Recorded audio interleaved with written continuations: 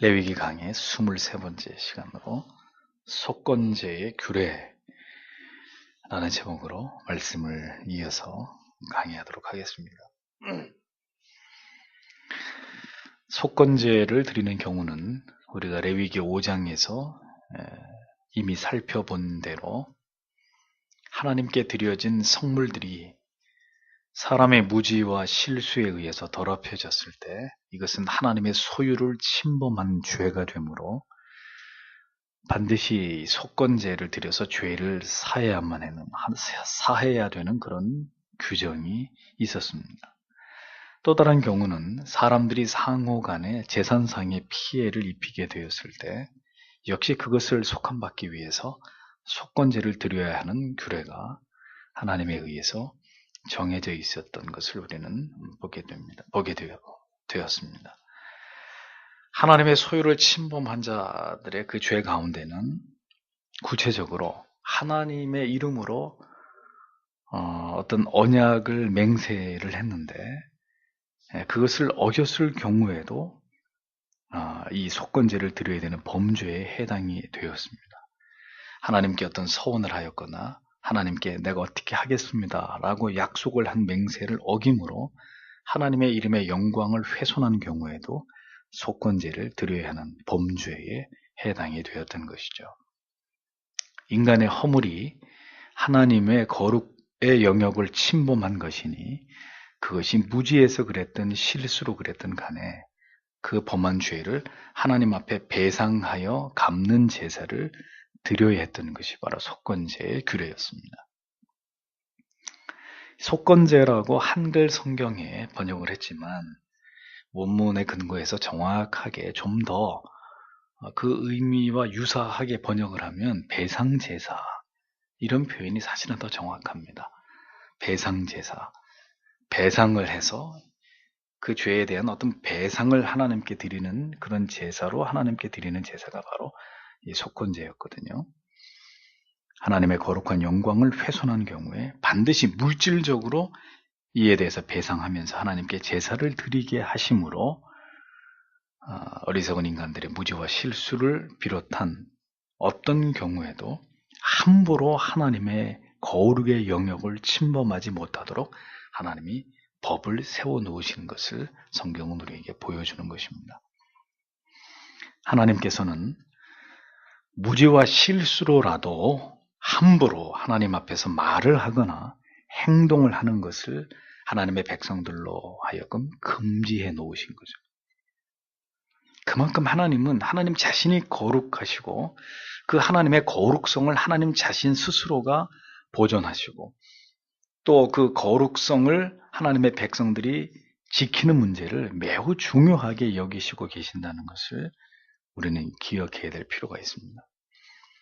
우리의 말이나 행동 하나하나까지도 그것이 하나님의 영광을 어떻게 가리우는 것이 되며 하나님이 보시기에 가벼운 것이 될 수 있는지를 깊이 염두하면서 하나님을 경외하려고 하는 그런 자녀들이 되어야 한다라는 겁니다.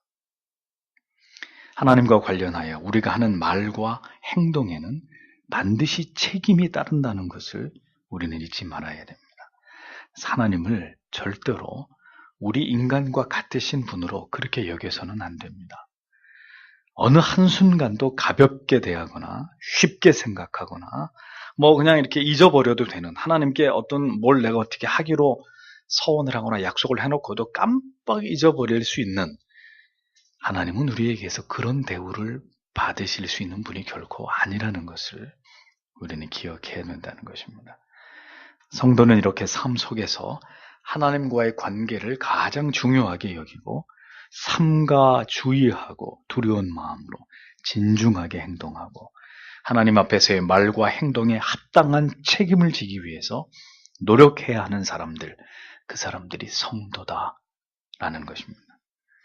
성도는 어떤 순간에도 하나님 앞에서 자기를 합리화하거나 적당히 넘어가기 위해서 핑계와 변명을 일삼는 가벼운 사람이 되어서는 안 됩니다. 철저하게 하나님을 하나님으로 여겨서 하나님을 경외하고 그래서 보다 책임 있고 성실하게 하나님 앞에서의 우리가 해야 될 도리, 그분을 경배하고 섬기고 충성을 다하는 일에 있어서 각별히 더 조심하고 유념하고 하나님의 말씀을 기억하면서 이런 모든 것들에 있어서 하나님이 보시는 그 기준에 적합하기 위해 최선을 다하는 사람이 되어야 된다는 거죠. 속건제에 대한 자세한 규례가 레위기 5장에 나타났다가 다시 7장에 또다시 나타나고 있습니다. 하나님께 드리는 제사의 중요한 내용이기 때문에 하나님께서는 비교적 소상하게 계속 반복해서 더 자세한 설명을 첨가하시면서 이런 제사의 모든 규례들을 설명하시고 강조하고 계시는 것을 성경은 우리에게 보여줍니다. 제사의 모든 규례 하나하나에 대해서 하나님께서 그렇게 그것을 중요하게 여기셨다면 이제 예수 그리스도의 구속의 은혜를 깨닫고 구원을 확신하면서 하나님께 나아가는 성도의 예배는 그럼 얼마나 중요하고 신중해야 될지를 우리는 이 구약의 5대 제사를 하나님의 말씀을 대하면서 이 부분을 깊이 생각하지 않으면 안 된다는 것입니다. 그래서 오늘 본문의 7장 1절 2절을 보면 흠정역에 마찬가지로 범법 헌물에 관한 법은 이러하니라. 그것은 지극히 거룩하니 그들이 번제 헌물을 잡는 것에서 범법 헌물을 잡을 것이요. 흠정역에는 이 속건제라는 말을 범법 헌물 이렇게 표현을 했습니다. 그는 그것의 피를 제단 위에 돌아가며 뿌리고 이렇게 기록이 되어 있습니다. 보십시오. 하나님께 드리는 모든 것은 지극히 거룩한 것이다. 또다시 강조합니다. 속건제의 규례는 이러하니라. 이는 지극히 거룩하니. 하나님께서는 지극히 거룩히 여김을 받으시기에 합당하시고 이것은 아무리 강조해도 지나치지 않고 오히려 점점 오늘날 예배가 가벼워지는 게 문제지 예배는 하나님 앞에 엄숙하고 경건할수록 그것은 하나님이 받으시기에 합당한 예배가 되는 것입니다. 지각이 없는 사람들이 이 보수적인 교회 예배는 너무 분위기가 무겁고 딱딱하다 이런 표현들을 하죠. 그럼 뭘 위해서 재밌어야 되고 뭘 위해서 가벼워야 되고 뭘 위해서 그럼 화려해야 되는 것입니까? 그렇게 얘기하는 것은 하나님의 말씀에 대한 무지의 소치가 되는 거예요. 뭘 위해서 그렇게 촐랑거려야 되고 도저히 이 무지한 말들을 참 들어줄 수가 없습니다. 지극히 거룩히 여김을 받으시기에 합당하시고 하나님께 드리는 모든 시간, 물질, 봉사, 예배, 하나님이 드리는 기도, 찬송까지도 그러니까 어떻게 되는 거예요? 지극히 거룩한 것들이에요. 왜냐하면 지극히 거룩하신 하나님께 드리는 것이기 때문에 그 하나님을 향해서 우리가 하는 모든 것들이 지극히 거룩한 것입니다. 어느 하나 우리의 감정에 취해서 우리의 기분에 따라서 우리가 편한 대로 그렇게 쉽게 할 수 있는 것은 아무것도 없는 거예요. 어느 하나도 소홀히 가볍게 할 수 없고 사람의 감정에 따라서 어떤 관행이나 사람이 만든 습관이나 어떤 새로운 형식이나 인본주의에 물든 어떤 새로운 패러다임을 따라서 함부로 뒤바꿀 수 없는 그런 것들이란 말이에요. 속건제의 제물 역시 번제 헌물을 잡는 곳 거기서 잡으라 그랬습니다. 그게 어디냐면 회막의 가운데쯤에 있는 번제단 북쪽 그 성막 뜰에서 이 제물을 잡으라고 말씀하고 있습니다. 지정한 곳에서. 그렇죠? 지정한 방법대로. 지정한 곳에서 지정한 방법대로 지정한 피를 뿌리는 방식에 의거해서 하나님께 제사를 드려야 했던 것입니다. 속죄 제는 제물의 피를 제사장이 손가락에 찍어가지고 성소 휘장 앞에서 7번 뿌리고 회막 향단 뿔에 바르는 보십시오. 피를 하나님 앞에 드리는 것도 속죄제는 이와 같은 방법으로 드려야만 했고 속건제에서는 그럼 어떻게 했습니까? 그 피를 단 사면에 뿌려야 했습니다. 속죄제 때하고 속건제 때하고 피를 드리는 방법에 있어서도 하나님이 정하신 그대로 해야 되는 거예요.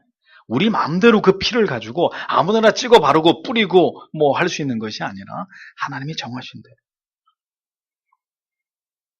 하나님께 제사를 드림에 있어서 인간이 임의대로 할 수 있는 것은 아무것도 없었습니다. 모두 철저하게 하나님이 명하신 대로 신중하게 하나도 틀림없이 그대로 준행해야 했습니다. 우리는 이러한 정신을 기억해야 되는 것이죠.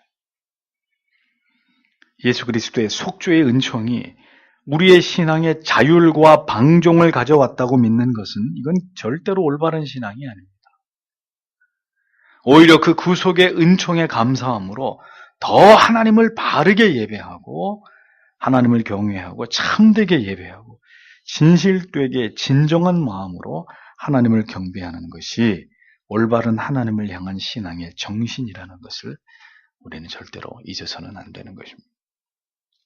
우리 마음대로 기뻐하고, 우리 마음대로 즐거워하고, 우리 마음대로 예수님이 탄생한 날을 축하한다고 그래서 무슨 여기 학예회도 아닌데 교회가 무슨 이상한 잔치들 한다고 앞에 나와서 무용하고 우리 마음대로 우리 마음대로 그런 식으로 축하하면 하나님이 축하를 받으신다고 생각하는 것이죠.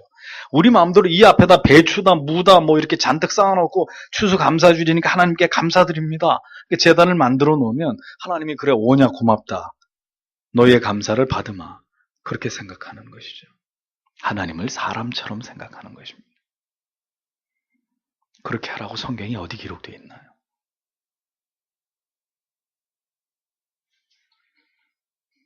하나님이 원하시는 방법대로 그 마음을 다해서 진정성을 가지고 하나님을 경배해야 하나님이 받으시는 것이 될 수 있는 것이었습니다. 구약의 모든 제사에는 피가 등장하죠. 의심할 바 없이. 이는 바로 예수 그리스도의 구속하심의 보혈을 예표하고 상징하고 있는 것입니다. 피 흘림이 없이는 어떤 제사도 어떤 죄의 속함도 일어날 수 없었죠. 피 흘림이 없이는 어떤 제사도 하나님께 드릴 수 없었듯이 예수 그리스도의 보혈이 그 영혼 가운데 선명하게 뿌려진 자라야, 그 보혈의 적시움을 받은 자라야 그가 분명한 하나님의 자녀가 될 수 있는 것입니다.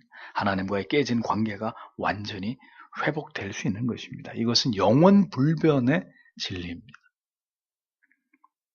예수의 피가 묻어있지 않는 영혼이 어떻게 구원에 이를 수 있습니까? 어찌 예수 그리스도의 보혈만을 의지하지 않고도 구원을 논할 수가 있습니까? 어떻게 다른 종교와 그래서 기독교가 연합을 이룰 수 있습니까? 불가능한 이야기. 아주 어리석고 바보 같은 짓들을 하고 있는 거죠. 예수 보혈의 권세를 약화시키고 무시하고 그 피의 능력을 부정하는 자들과는 그 무엇도 함께 뜻을 도모할 수 없음을 우리 교회는 다시 천명하는 것입니다. 절대로 그것은 용납할 수 있는 일이 아니에요. 속건제에서도 제물의 어떤 부위를 하나님께 드려야 되는지를 분명히 명시합니다. 자, 피는 단사면에 바르고, 그 다음에 제물의 어떤 부위를 드려야 되느냐? 3절 4절에 또 그것의 모든 기름을 들이되 곧 그 꼬리와 내장을 덮는 기름과 근방에 있는 것과 간 위의 꺼풀을 콩팥들과 함께 취하고 라고 기록하고 있습니다. 자, 여러분, 팔은 하나 없어도 살 수 있고요. 다리는 하나 없어도 살 수 있습니다. 자, 그런데 우리 몸에 내장의 어느 한 부위가 없으면 살 수 있나요? 물론 콩팥도 하나 없으면 살 수 있죠. 그런데 생명을 관장하는 중요한 부위는 사실은 다 이 속에 담겨 있습니다. 다 내장이 붙어 있습니다. 내장과 간 부위의 기름과 꺼풀 그리고 콩팥, 모든 이 지금 얘기한 이 내장들은 중요한 장기들이고요. 유대인들은 이러한 몸 깊숙한 곳에 있는 장기에 사람의 영혼이 담겨 있다. 정신과 마음이 그 장기들 속에 담겨 있다. 이렇게 믿었습니다. 하나님께서 우리가 생각할 때는 장기보다 더 중요한 게 우리는 어디라고 생각해요? 머리라고 생각해서. 근데 이상하게 왜 하나님께서는 그럼 머리를 바쳐라 라고 하지 않고 머리는 끊어서 버리고 왜 장기를 하나님께 바치라고 했느냐라는 겁니다. 왜 짐승의 머리는 끊어내 버리라고 하신 것일까요? 신앙은 머리로 믿는 것이 아니기 때문입니다.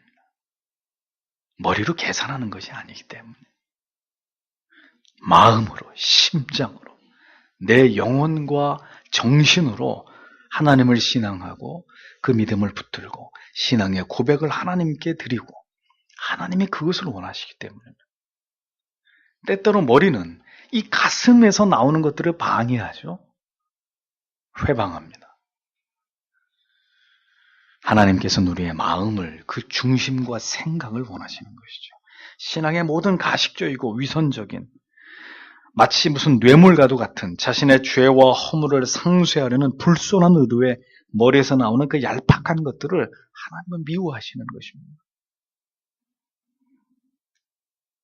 마음을 들어야 합니다. 나에게 가장 소중한 마음, 그 마음 깊숙한 곳으로부터의 신앙의 고백, 가장 중요한 우리의 마음의 결단, 하나님은 그런 것들을 원하시는 것이죠.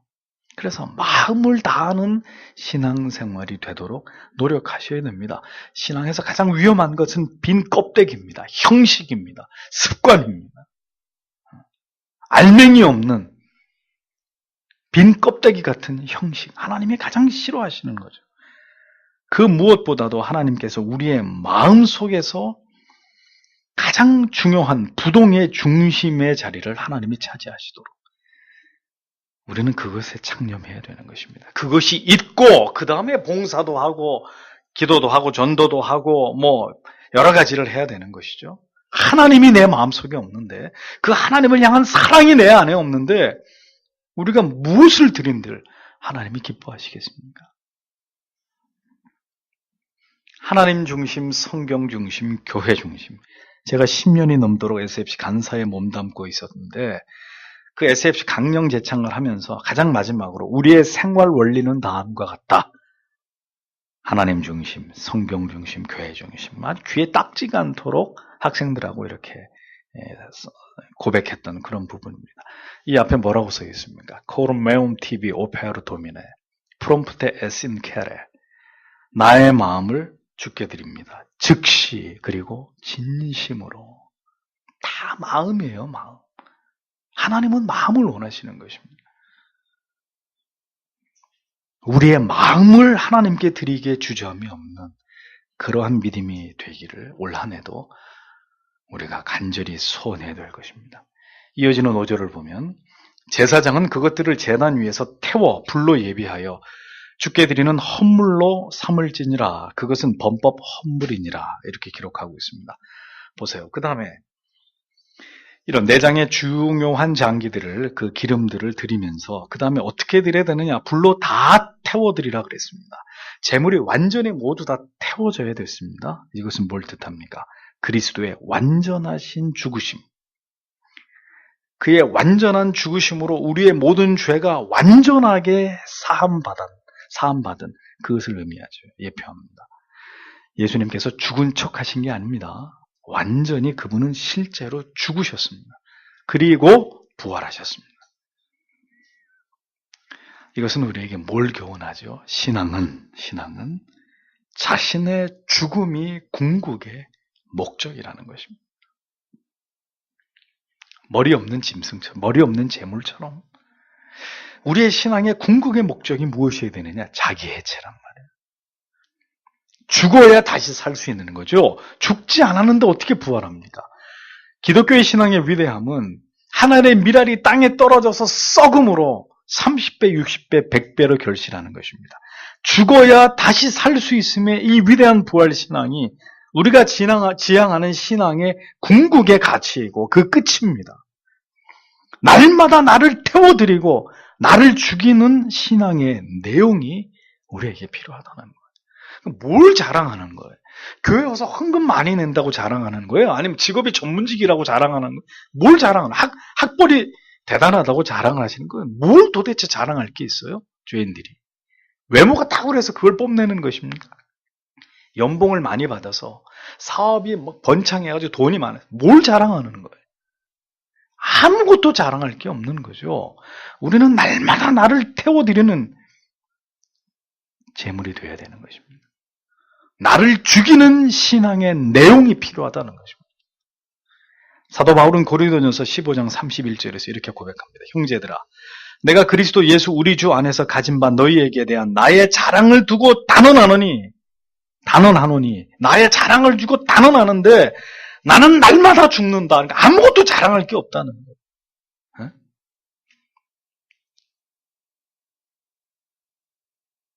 나는 날마다 죽노라. I die daily, I die every day라고 되어 있습니다. 나는 매일매일 모든 날들 속에서 나는 죽는다. 그렇게 날마다 매일 죽어야 되는 것입니다. 죽기 위해 몸부림을 쳐야 되는 거죠. 우리의 허물을 보면서, 우리의 죄악을 보면서, 여전히 때때로 우리 안에서 기승을 부리는 우리의 옛사람의 그 죄성을 보면서, 우리의 연약의 비참함을 보면서 날마다 주 앞에서 죽어야 됩니다. 바울은 또다시 얘기합니다. 나는 날마다 내 자신을 십자가에 못 박는다. 그 십자가에 못 박는다라는 그 동사가 진행형으로 되어 있습니다. 계속해서 오늘도 내일도 주님 오시는 그날까지 나는 예수 십자가에다 내 자신을 못질을 한다. 이렇게 고백합니다. 겸손해지고 또 겸손해져서 주여 나를 불쌍히 여겨주십시오. 언제나 이렇게 나를 태워드리는 자리를 사모하시는 성도님들이 되셔야 합니다. 성령의 불이 우리 안에 활활 타오르고 있다면 우리는 절대로 교만한 사람이 될 수 없습니다. 어떻게 하면 더 낮은 곳으로, 더 이름도 없이 빛도 없이 정말 내 선행이 누군가에게 들킬까봐 그것을 염려하면서 그렇게 주님을 섬기려고 하는 자들이 될 수밖에 없는 것입니다. 이제 하나님께서 정하신 제사장들을 배려하시는 특별한 규례를 살펴보겠습니다. 6절, 7절을 보면 제사장들 가운데 남자마다 그것을 먹되 거룩한 곳에서 먹을지니 그것은 지극히 거룩하니라. 범법 헌물이나 죄의 헌물은 마찬가지이므로 그것들의 법은 하나이니 그 헌물로 속죄를 하는 제사장이 그것을 가질 것이요. 이렇게 기록하고 있습니다. 하나님께서 구별하신 부위를 제한 제물의 나머지 고기는 하나님께서 구별하신 제사장들이 회막들 안에서 먹을 수 있도록 허락하셨습니다.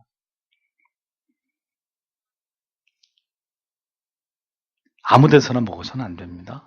그리고 아무나 먹을 수도 없습니다. 제사장과 그의 남자들, 그들이 회막들 안에서만 그 하나님께 드렸던 고기의 나머지 부분을 먹을 수 있었습니다. 성물을 수행하는 자들은 식사를 할 때조차도 거룩함 안에서 백성들이 하나님께 드린 그 구별된 거룩함이 훼손되지 않도록 각별히 유의하면서 회막들 안에서만 먹어야 했습니다. 음식을 먹는 것에서조차도 결코 가볍거나 경거망동하지 않고 그 구별된 것을, 그 지극히 거룩한 것을 구별된 방식으로 구별된 곳에서 취식하도록 하나님이 그렇게 정하여 놓으시는 것이죠. 하나님이 거룩을 얼마나 중요하게 여기시는지를 보십시오.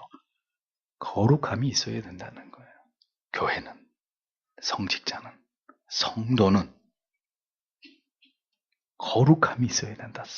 분리됨, 세상과 분리됨, 나뉘어짐이 있어야 된다. 이 시대의 성직자들, 성도들은 저 세상과 차별된 거룩성이 있어야 한다는 것입니다.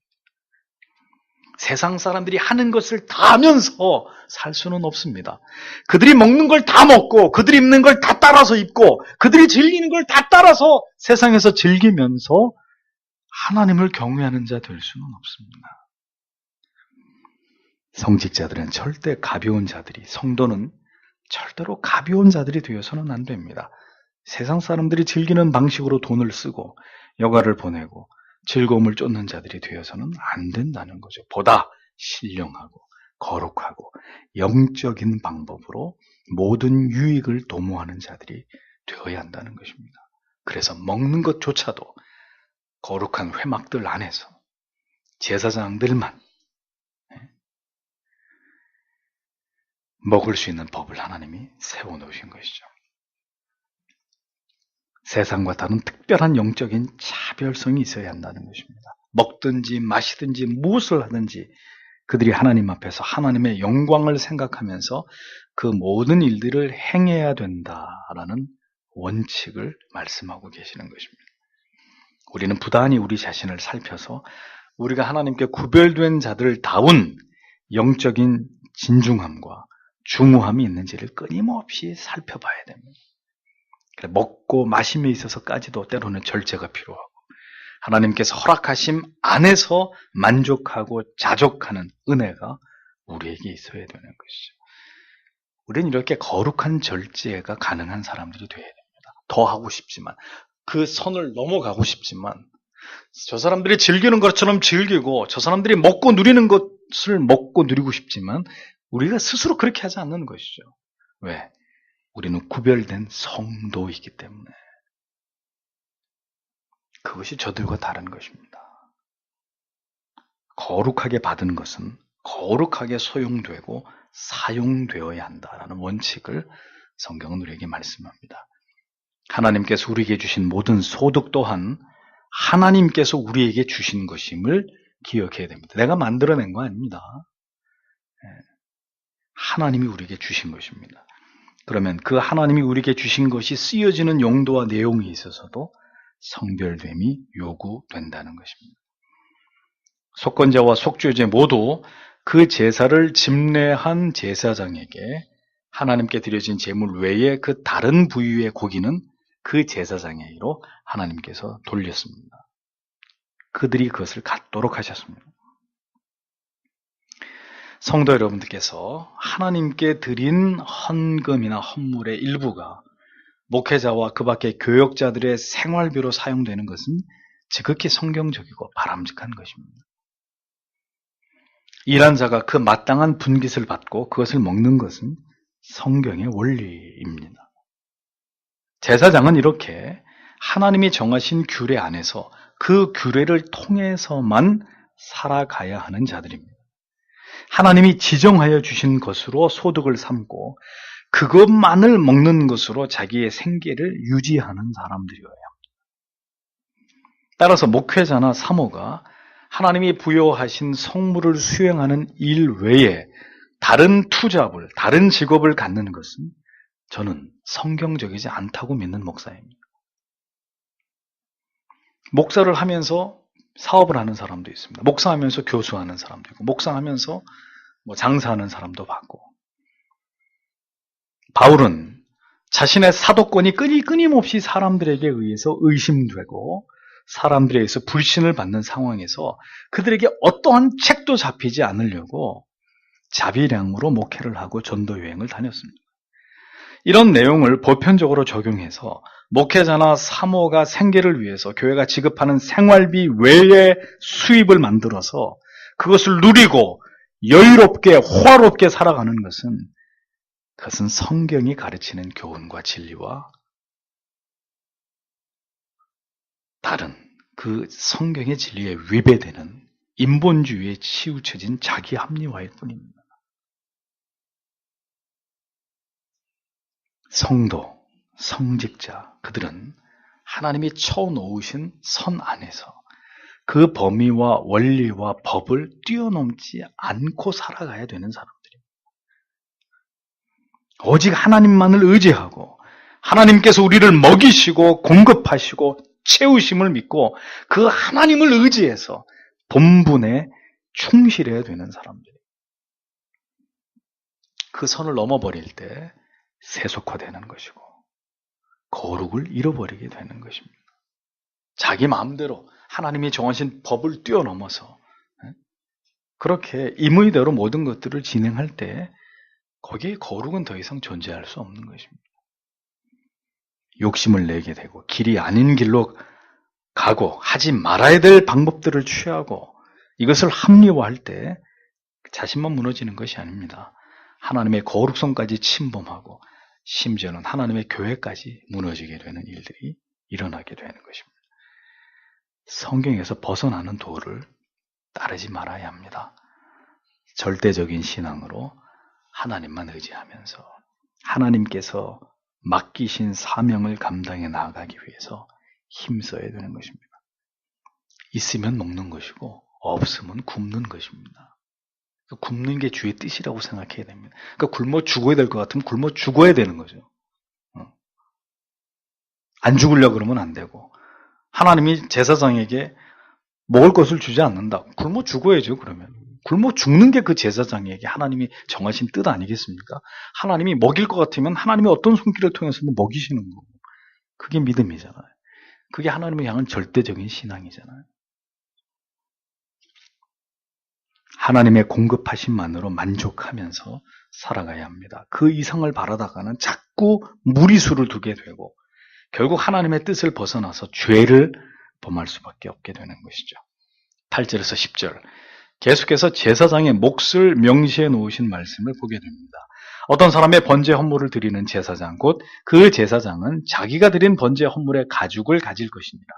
화덕에서 구운 모든 음식 헌물과 납작한 판이나 납작한 튀김판에서 만든 모든 것은 그것을 드리는 제사장의 것이 될지니라고 8절 9절에 되어 있습니다.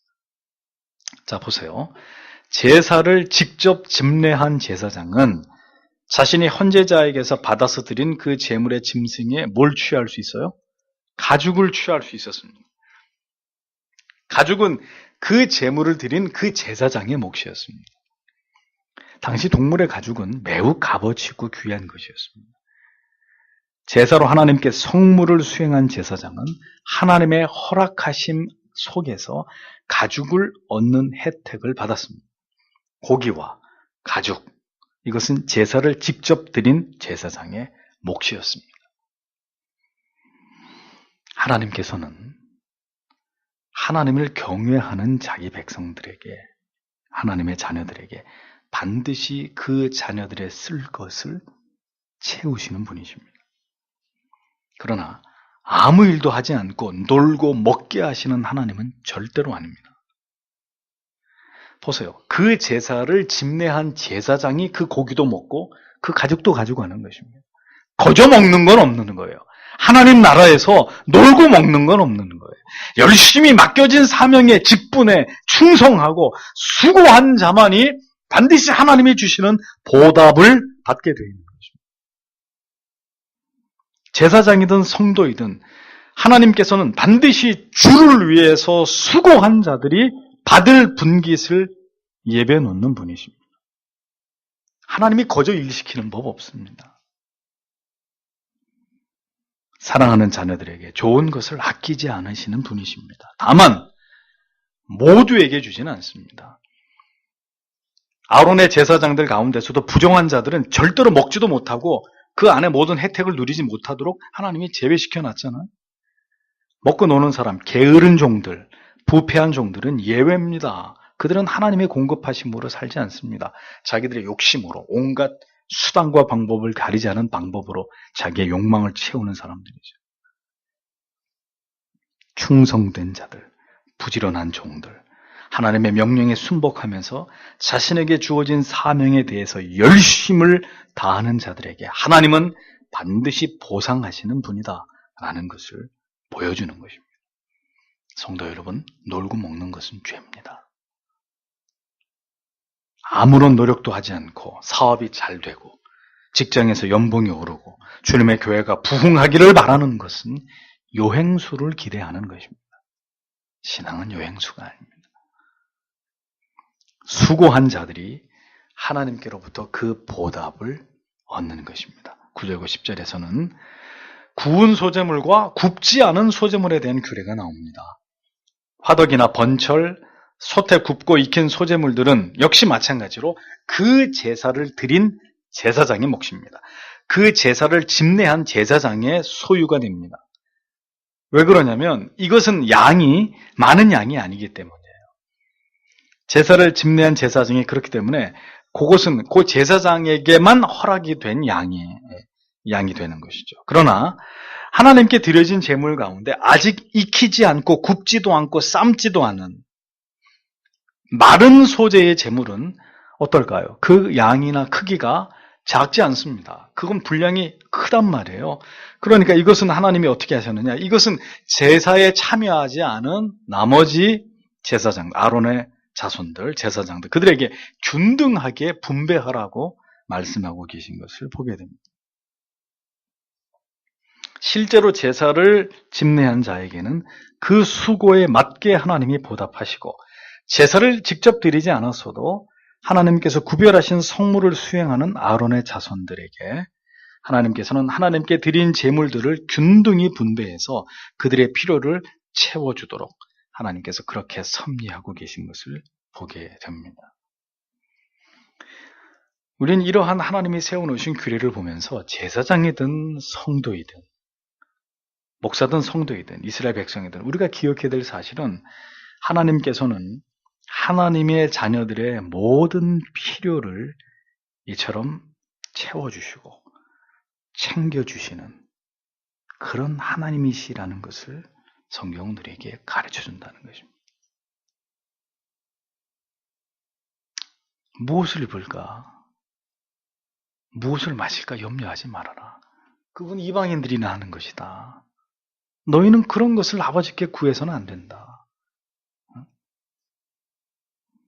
하나님이 다 필요에 따라서 분배하고 균등하게, 더도 아니고 덜도 아니고, 일한 사람에겐 더, 그렇지 않은 사람은 그렇지 않은 대로 하나님의 원칙과 공의의 대로 합당하게 하나님이 사랑하는 자녀들에게 그렇게 공급하시고 채워주시고 먹이시고 입히시고 재우시는 하나님이라는 것을 구약의 제사의 제도 가운데서도 우리에게 이 진리를 교훈하고 있는 것입니다.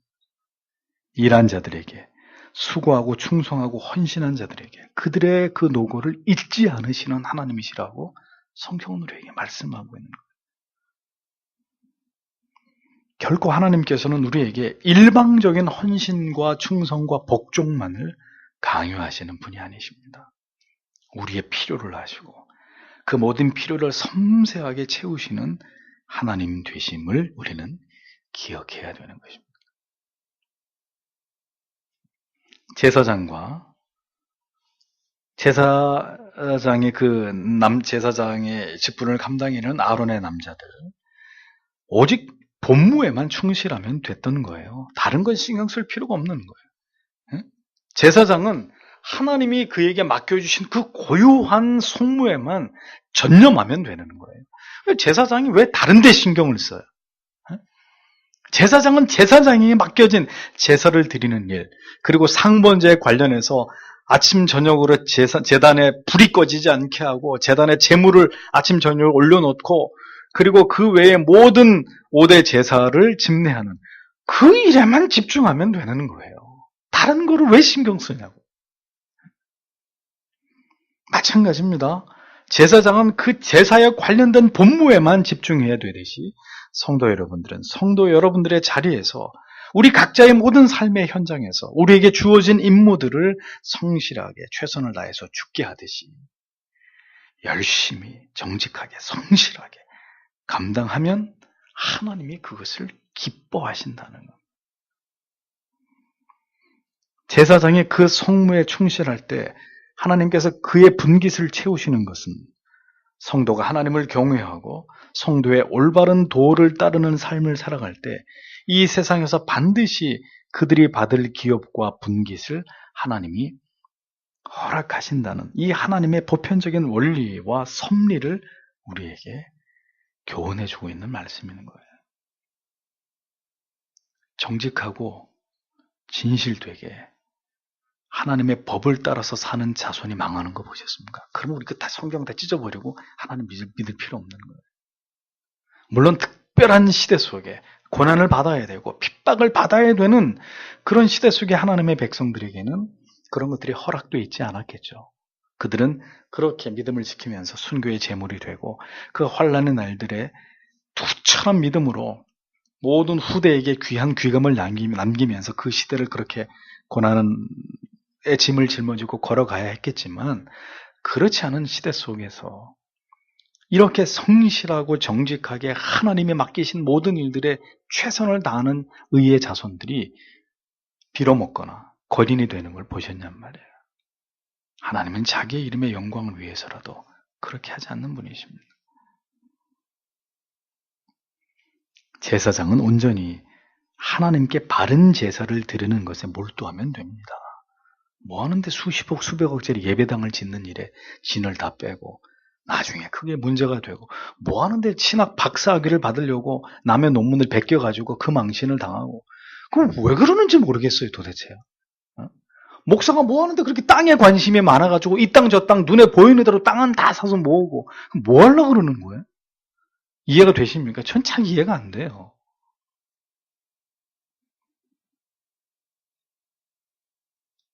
하나님의 법 안에서 나에게 맡기신 그 일에 최선을 다할 때 하나님 반드시 우리를 도우십니다. 우리의 필요를 채워주십니다. 그래서 중요한 것은 무엇입니까? 성실함입니다. 머리가 그다지 썩 좋지 않아도 괜찮고 외모가 출중하지 않아도 괜찮습니다.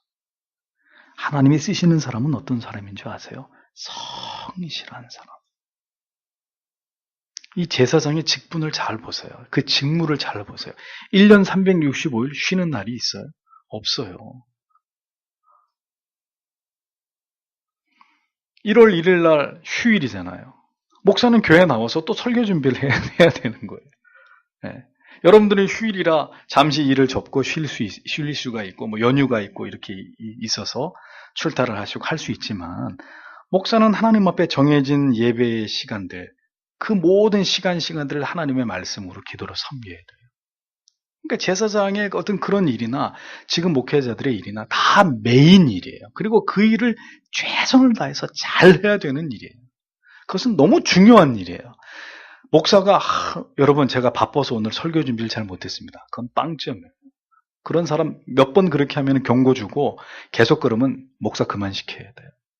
목사는 바쁜 일 이전에 중요한 일이, 그 중요한 일에 목숨을 걸어야 되는 사람이죠. 바쁘다는 건 핑계예요. 목사에게 중요한 것, 하나님 말씀을 성실하게 전하고 그것을 잘 수종들고 그리고 교회와 성도를 위해서 기도하는 것, 그게 제일 중요한 일인데, 다른 내가 교단 일에 바빠가지고 말씀 준비를 잘못하고 기도를 좀 소홀히, 그러면 교단 일을 그만두든지 목사를 그만하든지 둘 중에 하나는 그만둬야 되는 거죠. 성실함이 중요합니다. 목사가 그렇다면 여러분도 마찬가지입니다.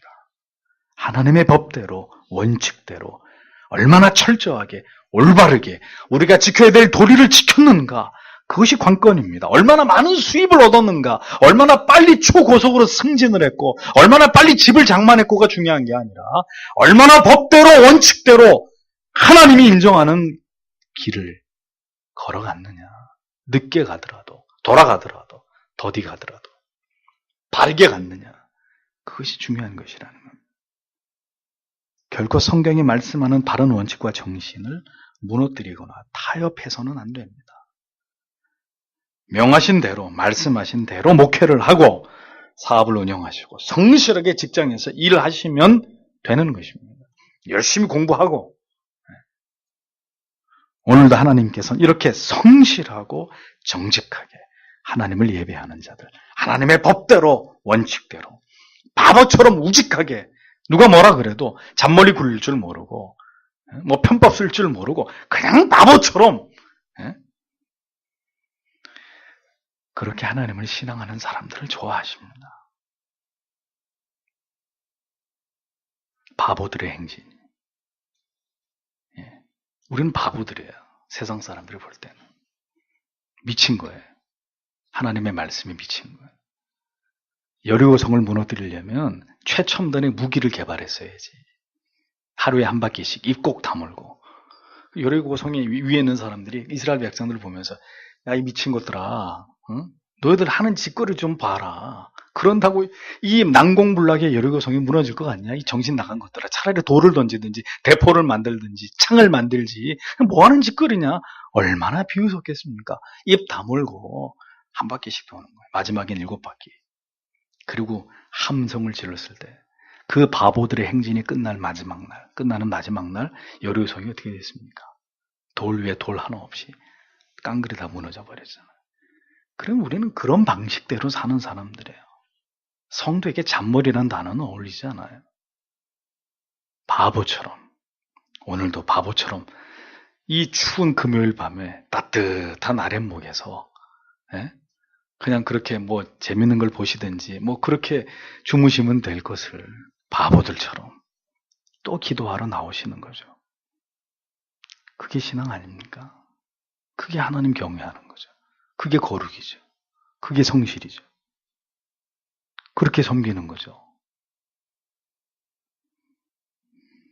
오늘도 하나님께서는 이렇게 성실하고 정직하게 하나님을 예배하는 자들을 찾습니다. 그러한 성도들의 예배를 받으십니다. 그런 성도들의 기도와 찬송을 하나님이 받으시고 필요에 따라서 그들에게 무엇이 필요한지를 아시는 하나님께서 미처 구하지도 않았는데도 하나님이 허락하시고 공급하십니다. 올 한 해도 이 하나님만을 더 의지하시고 우리의 환경과 상황이 어떠하든지 신경 쓰지 마세요. 예배에 집중하세요. 올바르게 예배 드림에 있어서 여러분들의 모든 것을 거기에 거십시오.